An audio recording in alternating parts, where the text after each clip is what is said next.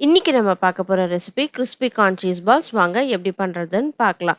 இந்த cheese balls பண்றதுக்கு நான் 2 கப் அளவு ஸ்வீட் கார்னை நல்லா வேக வச்சு தண்ணி வடிச்சு ஆற வச்சு எடுத்து வச்சிருக்கேன். இப்போ இதில பாதிய மிக்ஸி ஜார்ல சேர்த்து கொரன்னு அரைச்சு எடுத்துக்கோங்க. அரைச்சு எடுத்துக்கிட்டு நான் வந்து ஒரு 2 உருளைக்கிழங்கு வேக வச்சு வச்சிருக்கேன். இந்த உருளைக்கிழங்கையும் நம்ம அரைச்சு வச்சிருக்க ஸ்வீட் கார்னோட சேர்த்துக்கலாம். இந்த உருளைக்கிழங்கு சேர்க்கும்போது நல்லா கட்டி இல்லாம நல்லா நைஸா மசிச்சு சேர்த்துக்கோங்க. இப்போ இது கூட பார்த்தீங்கன்னாக்கா, நம்ம மீதி வச்சிருக்க ஸ்வீட் கார்னையும் சேர்த்துக்கலாம்.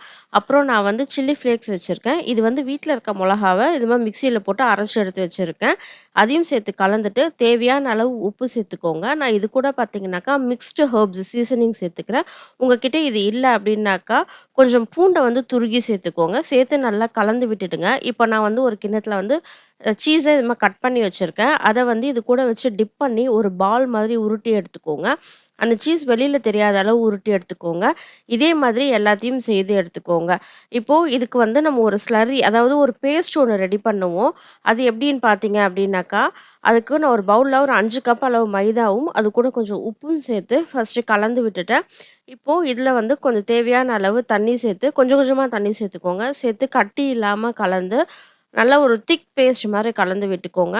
அந்த பேஸ்ட் இது மாரி எடுத்து விட்டீங்க அப்படின்னாக்கா, ஒரு லேயர் இது மாரி ஸ்பூன்ல படிஞ்சு வரும். அந்த அளவு எடுத்துக்கோங்க.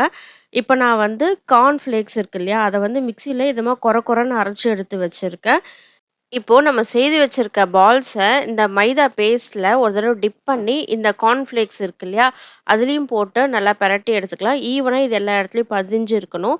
இதே மாதிரி எல்லாத்தையும் செய்து எடுத்துக்கோங்க. நான் செய்துட்டே இருக்கும்போது கார்ன் ஃப்ளேக்ஸ் வந்து கம்மியாயிடுச்சு. ஸோ அது கூட கொஞ்சம் ஓட்ஸ் சேர்த்து நான் இத மாதிரி செய்து எடுத்துக்கிட்டேன். இப்போ இது 2த்தையும் 15 மினிட்ஸ் ஃப்ரீசர்ல வச்சு எடுத்துக்கலாம். ஃப்ரீசர்ல வச்சு எடுத்ததுக்கப்புறம் நம்ம பார்க்கலாம். இப்போ 15 மினிட்ஸ்க்கு அப்புறம் எடுத்துட்டேன். எண்ணெயும் நல்லா சூடேறிடுச்சு. இத வந்து ஒண்ணு ஒண்ணா அதாவது எண்ணெய் இருக்கிற குவான்டிட்டிக்கு ஏத்தா மாதிரி பால்ஸ் போட்டுடுங்க. போட்டுட்டு எ கரண்டியாலே எண்ணெய் எடுத்து இது மேல போடுங்க. அப்பதான் வந்து இது நல்லா பொரிஞ்சு வரும். அதுக்கப்புறம் இத வந்து திருப்பி விடுங்க. மீடியம் ஃப்ளேம்லயே வச்சு இத செய்யுங்க. இப்போ இது நல்லா செவந்ததுக்கு அப்புறம் நம்ம இத பார்க்கலாம். இங்க பாருங்க இது நல்லா செவந்துடுச்சு. இப்போ இத வந்து நம்ம ஆயில்ல இருந்து எடுத்துடலாம். நம்ம ஓட்ஸ் வச்சு கோட் பண்ணதையும் நான் பொரிச்சு எடுத்துட்டேன். இதுவும் சூப்பரா இருக்கு. உங்ககிட்ட வந்து பிரெட் கிரம்ப்ஸ் அப்படி இல்லாட்டி கார்ன்ஃப்ளேக்ஸ் 2மே இல்ல அப்படின்னா, நீங்க ஓட்ஸ் வச்சு யூஸ் பண்ணிக்கலாம். அவ்வளோதான் சூப்பரான crispy corn cheese balls ready ஆயிடுச்சு. இந்த ரெசிபி செய்து பார்த்துட்டு உங்களுக்கு பிடிச்சிருந்தா, மறக்காம என்னோட கமெண்ட் செக்ஷன்ல கமெண்ட் பண்ணுங்க. தேங்க் யூ ஃபார் வாட்சிங். என்னோட வீடியோஸ் உங்களுக்கு பிடிச்சிருந்தா, மறக்காம லைக் பண்ணுங்க, ஷேர் பண்ணுங்க. என்னோட சேனல சப்ஸ்கிரைப் பண்ணுங்க.